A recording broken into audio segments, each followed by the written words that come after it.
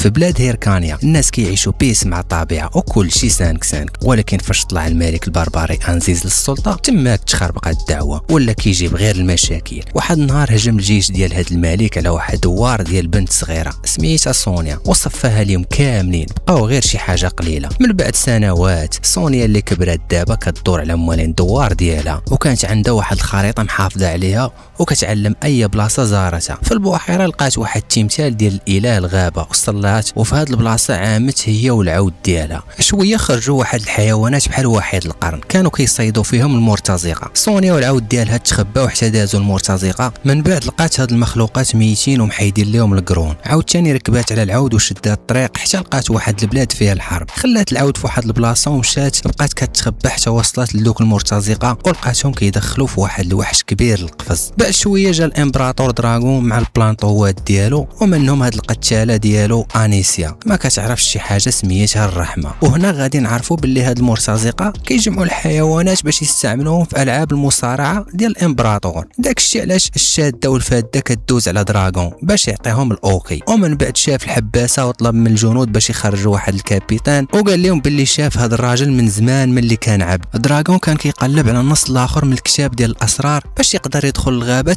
هيركانيا. اللحيه قال لي اش كتخربق السي الامبراطور، راه غير الناس اللي كيامنوا بالله هما اللي قادروا يدخلوا ليها، ولكن دراغون ما كيامنش بالالهه، كيامن غير بالمعرفه والعلم. اللحيه ما فهم والو. تما عيط الجنرال كارلوك يصفيها لطاسيلتو. في هاد اللحظه سونيا كانت غاده كتسلت باش تعرف شنو واقع تما، ولكن كتصادف غير مع هاد ولاد العب كيعذبوا في هادوك الوحوش. مع شافتهم جبدت المضى وبدات كتشندل فيهم، ومن بعد بدات كتحل في القفز. شويه جات من وراها انيسيا حطات الساطور على عنقها، قالت ليها تحركي تلقاي راسك تحت التراب، ولكن سونيا حروبات بالزربه دارت ليها خاويه في عامره. انيسيا قالت ليها قريب الغابه غيتمحى ليها الاثار. في هاد اللحظه شي اصوات غريبه غيجيو في ودن انيسيا، قالوا ليها صفيها سونيا. صافي بدات الحرب وكل وحده منهم بدات كتستعرض المهاره ديالها مع السيف، ولكن انيسيا كتبان واعره في المطايفه بالسيف. طيرت ليها السيف من يدها وطيحاتها للارض، ولكن سونيا ما معها تقاش، شداتها برجليها وجابتها للارض باش يعطيو الشانطي حقه. هاد العمل كيطلب واحد الجهد كبير. الدعم ديالكم كيشجعني باش نستمر وندير فيديوهات جداد. ديروا واحد ابوني لايك وتعليق باش العائله تكبر. تما سونيا غادا تخنق انيسيا. في هاد اللحظه شافهم دراغون وعجبوا الحال، بدا كيصفق وقال لهم هادشي زوين. شويه تشتت انتباه سونيا، شافت العود ديالها قاصد الحلبه حتى لقات كارلوك موجد ليها واحد الكروشي غيبها. من بعد فاقت سونيا في القيطون، لقات راسها مكتفه مع الصليب. دراغون سولها شي اسئله ولكن هي ما بغاش تجاوب. غيجي كارلوك يجبد السيف ويحطو على الجروح باش يعذبها. شويه دراغون خدا ليها الخريطه. سونيا ما تسرطاش ليها قطعه الخيط اللي مربوطه به وشداتو من اللور، ولكن البلانطوات دايرين خدمتهم ورجعوها لبلاصتها. تما دراغون كيقول انيسيا بلا ما تقولت ليها راني محتاجه في العاب مصارعه. في هاد اللحظه سونيا غيبات عاوتاني وبدات كتحلم بالنهار اللي هجموا عليهم في القريه ديالهم، وقالت لها ماماها تاخذ الاولاد الصغار ويهربوا للغابه. ولكن ديك الساعه سونيا مازال صغيره ما قادرش تجمع الاولاد الصغار في اللحظه اللي كانوا فيها الغوزات، وهذا الشيء خلاها تبقى في بلاصتها وتشوف ماماها كتموت قدام عينيها. من بعد فاقت سونيا ولقات راسها في القفز مع العبيد. تما غيديوهم للعاصمه. فاش وصلوا سونيا كتشوف في العود ديالها كيصرخوا فيه بالعصا، طلع عليها الدم، بدات كتضرب في الحراس بالكودات. شويه استخدمت السلسله اللي مربوطه بها وجرت عندها هاد خونا من عنقه، طيحاته الارض باش تقتلو، ولكن الحراس بعدوها ودخلوها القفص مره اخرى. عاوتاني غيبات، وفاش فاقت لقات ماماها واقفه قدامها، ولكن ماشي هي، غير واحد المراه كبيره. شدتها سونيا من عنقها وحطت عليها المضى، استخدمتها بحال شي درع. العبيد الاخرين كيشرحوا ليها باللي غير كتمحني في راسك، راه انت في واحد الحفره اللي الحياه ما فيها حتى شي قيمه وما عندكش كيفاش تخرجي من هنا، سواء قتلتي هاد المراه ولا لا، حتى حاجه ما غتبدل. الشاف ديالهم خدا ليها الموس وقال ليها تهدني شويه ولا غادي نصرخك بالعصا. من بعد هاد الشيباني كيسول دراغون علاش انت مهتم بهيركانيا. قال لي الملك انزيز فاش قتل اصحاب ارض الهيركانيا، الناس اللي بقاو هربوا للغابه وخداو معاهم النص ديال الكتاب الاسرار، وانا محتاجو دابا. هاد الكتاب كاين النص ديالو عند دراغون اللي ساعدو في بزاف ديال الاكتشافات والانجازات العلميه، ولكن هو مازال طامع باش يلقى النص الاخر. في هاد الكتاب كاين واحد الرساله مكتوبه بطريقه غريبه بحال شي حجاب، ودراغون كيقول باللي الطفل اللي عنده كل المعرفه غادي يحكم العالم. دراغون كيظن باللي هاد الرساله مكتوبه عليه وهو المقصود، يعني ضروري خاصو يعرف كيفاش غيسالي هاد الشيء. في الليل سونيا بقات كتحاول باش تهرب من الحفره، ولكن العبيد بقاو غير كيضحكوا عليها حيت عمر شي واحد وصل للقمه، ولكن سونيا بينات لهم العكس ووصلات للقمه، ولكن مع طلعت لقات سكارتيه موجودين كيتسناو غير شي بريكول. سونيا ضربات الاول بكروشي وطيحات الاخر في الحفره، ولكن دغيا هجموا عليها ورجعوا يرجعوها من جهات. وهاد المره داروا ليها المينور. العبيد اللي معاها كيقولوا ليها الا بغيتي تكوني حره خاصك تربحي جميع المعارك اللي كيديرهم دراغون في الحلبه. وقالوا ليها باللي انيزيا حتى هي كانت عبده ولكن تحرات حيت فازت في كل المعارك. وكيقولوا ليها باللي دوك الاصوات اللي كتجيها في الراس هما ديال الناس اللي قتلاتهم. انيزيا في القصر لقات راسها ساله ليها الدواء وبالزربه خبات القراعي بلا ما يرد ليها البال دراغون. فاش دخل على غفله تما قالت لي ياك انت وعدتيني باللي غتساعدني باش نتشافى. قال لي انا مواعدك باش نعالجك ولكن ما غاديش ندير الامبراطوريه ديالي حتى تولي بخير. عطاها قرعه ديال الدواء وشرباتها كامله. فاش مشى دراغون انيزيا بداو كيبانوا ليها شي اشباح في المرايه. الغد لي في الصباح العبيد بداو كيوجدوا اللونطريما. سونيا تلاقات مع اوسين وقال لها باللي انا حتى واحد ما قدر يربحني وإلا كنتي مرا ونص بيني ليا وجيبي الربحه. بيترا كتقول لسونيا ما خاصكش ديري صحاب وما تثقي في حتى واحد حيت تقدري من بعد تدخلوا في شي قتال وهذا الشيء غيخليك تكوني ضعيفه. فاش بدات اللعبه العبيد جاو عند الحداد باش يتقداو احسن الاسلحه. وبما ان سونيا جديده عطاها غير واحد السيف ديال الخشب ودرع بيكيني.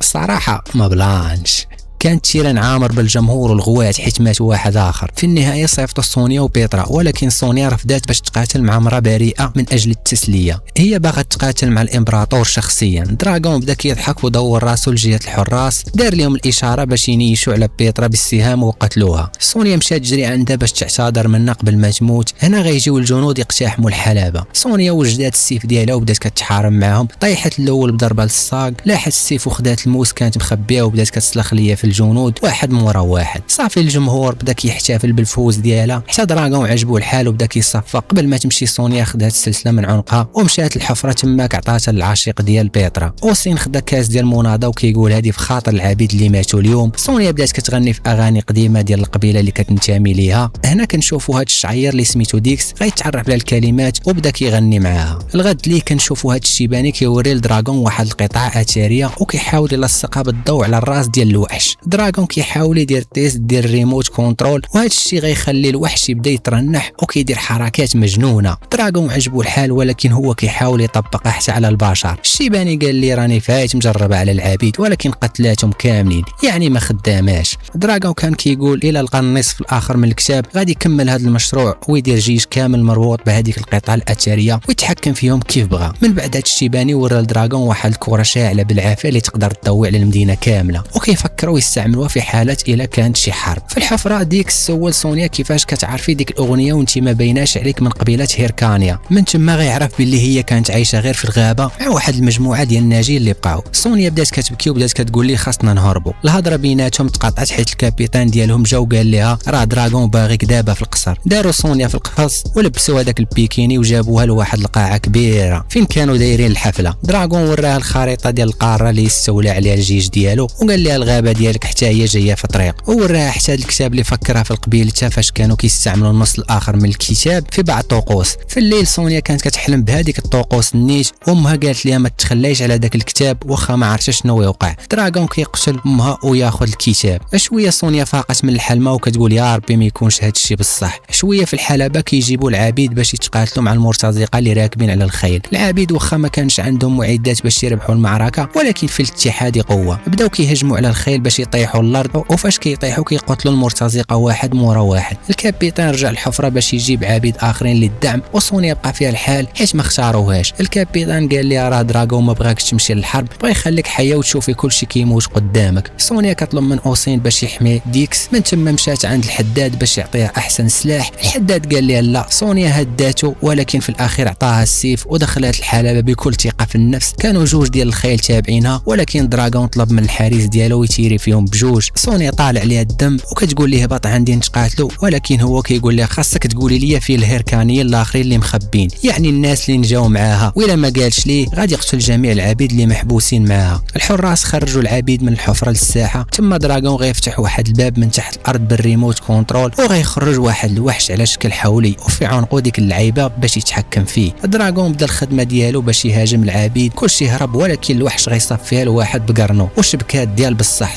سونيا غتلاحظ ديك البياسه اللي في عنقه، تما غتلاح بكل قوه فوق ظهره باش تحيدها. بدات كتضرب فيه بالموس للكشاف، تماك الوحش غيبدا يتخربق ليه السيستيم. سونيا زيرت مزيان على ديك البياسه باش تحيدها، فاش حيداتها الوحش ما بقاش متحكم في راسو وسونيا طاحت للارض. الوحش بدا كيدخل شي كروشيات في الارض وسونيا بدات كتهدأ فيه وكتقول لي انا ماشي عدوتك، راه الامبراطور هو العدو ديالك. الوحش غيوقف ومشى للمدرجات، دخل فيهم طول وعرض بقرنو والجمهور هرب، وهذا الشيء خلى بعض البلانطوات يموتوا بسبب هذا الشيء. دراغون هرب في اخر لحظه وكارلوك خدا معاه. في الساحه كانوا العبيد كيتاسفوا على فقدان اوسين، ولكن شويه حتى بان وقال لهم انا مازال حي وما جات فيا حتى ضربه. سونيا قالت لصحابها باش يهربوا من ديك البلاصه اللي دمرها الوحش بقرنو، ووعداتهم باش تلاقى معاهم في الكنيسه. من بعد رجعت سونيا للداخل وبدات كتقاتل مع الحراس وقتلتهم واحد مورا واحد. هاك الفقيره لمك وهي كتشلخ فيهم وكتسولهم على البلاصه فين خباو العود ديالها. اللي ما بغاش يهضر كتصفيها ليه، الا اخر واحد منهم هو اللي تكلم ونعت ليها بلاصه العود. سونيا دخلت المختبر ديال الشيباني، الخدامه هربوا وهي بقات كتشوف وكتقلب في كاع دوك الاختراعات، ومنهم هاد الكره اللي شاعله. شويه لقات العود ديالها في القفص وطلقاته وضربات ديك الكره بالسيف حتى الحراره بدات كتمجهد. بعد شويه وهي تفرقع وشرشمات المختبر. الانفجار كان قوي لدرجه انه وصل حتى القاعه الكبيره وهرس السراجم حتى خلى بنادم يطيح الارض. دراغون ما وقع ليه والو من غير شي ضربات في وجهه. اما الشيباني الله يرحمه فاش دراغون كان كيمسح في عينه من الساج، انيسيا قالت لي راه صيفطات الجواسيس باش يقلبوا على البلاصه فين كاينه. في الصباح سونيا تلاقات مع صحابه ومشاو كاملين، ولكن في نص الطريق اوسين كيوقف وكيقول لهم خاصنا نمشيو من هاد الطريق الاخرى ماشي هادي اللي غاديين معاها. هنا كنعرفوا باللي اوسين حتى هو كان امير وهجم عليه دراغون وداه المنفى بحال خوتو. اوسين بغى يرجع لبلادو ويبنيها من جديد. من بعد المجموعه داروا واحد الكامب باش يرتاحوا ويتعالجوا من الاصابات ديالهم. سونيا وديكس كانوا متحمسين باش يلقاو الناس ديالهم ويشاركوا الحكايات والقصص ديالهم اللي دازت في الطفوله. في هذه اللحظه كترجع واحد العبده من رحله استكشافيه ومعها واحد الجاسوس. من بعد ما صفاتها الاخرين خلات غير هذا باش يديروا معاه تحقيق الهويه. وهنا كيقول باللي المجموعه ديال دراغون راه جايه في الطريق ومتبعاهم بيناتهم غير شي نهار ديال الوقت. ومن بعد قتلاته شويه جرت ديكس باش يهضروا بوحدهم وقالت لي خاصك تمشي تقلب على القبيله ديالنا بوحدك حيت انا كشفت الموقع ديالهم لدراغون جوج. من بعد ما مشى ديكس سونيا طلبت من العبيد باش يحتاوما يمشيو بحالهم، ولكن هما رفضوا وما بغاوش يخليوها تقاتل بوحدها. شويه دراغون كيوصل لواحد المستوطن ديالو ولقاه هجموا عليه الجروب ديال سونيا، وهذا الشيء خلى البلاصه تخرب والعافيه شاعله.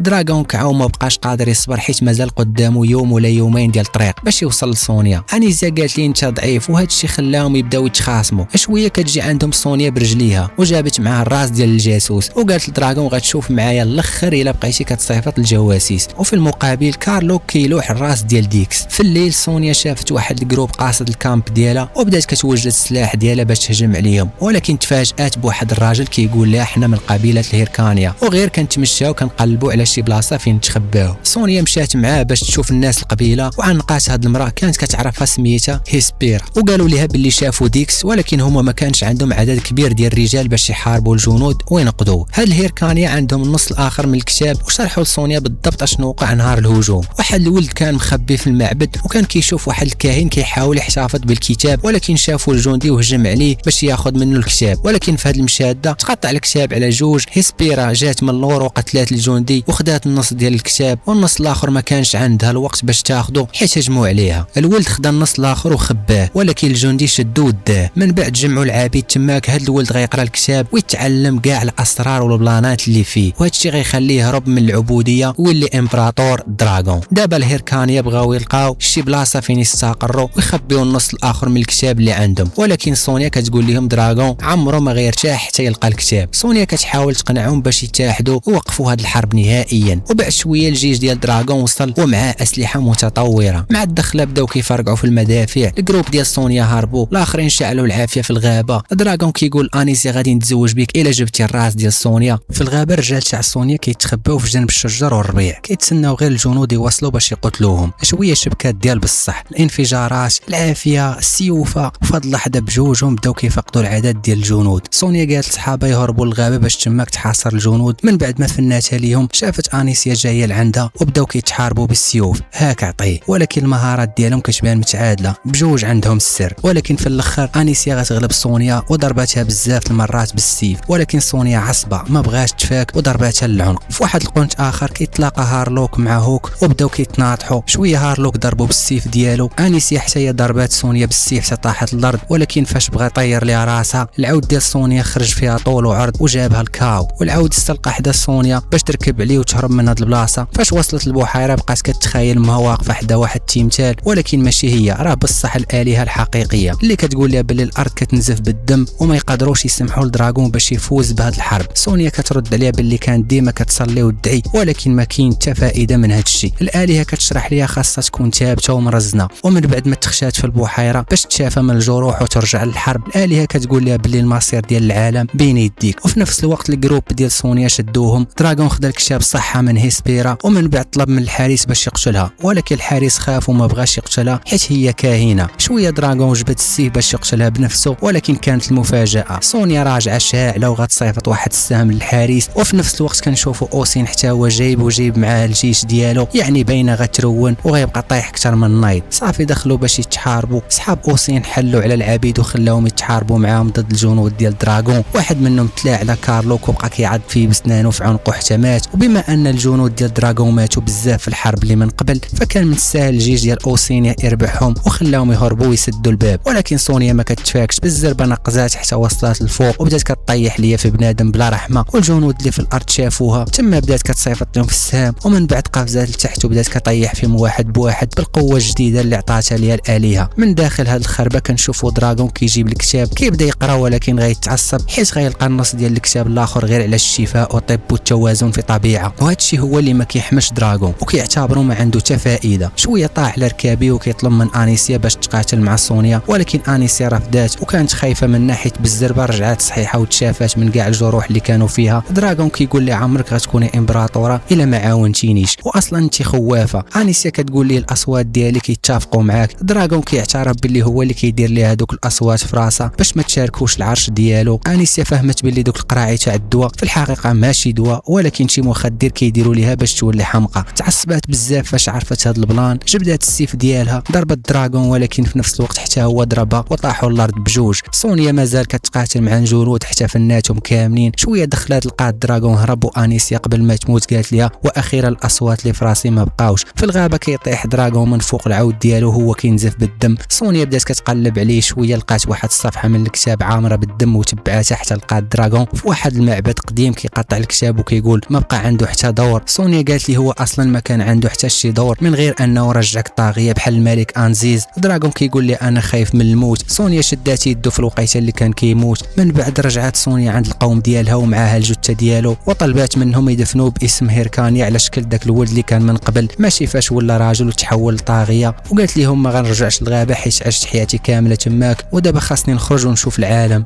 من بعد 6 شهور سونيا مشات لواحد البار وهي فرحانه وكتستعرض المهارات اللي عندها. شويه جا عندها اوسين ومعاه اخبار ماشي حتى لهي، وقال لها الشعب ديالك محتاجك ومشات معاه. هنا كتسالي القصه ديال الفيلم. الى عجباتك القصه ما تنساش تدعمنا بالاشتراك وديروا واحد لايك وواحد تعليق باش الفيديو يطلع الناس الاخرين، ما غتخسروا والو. حتى لهنا نشوفكم في ملخص اخر وفي قصه اخرى.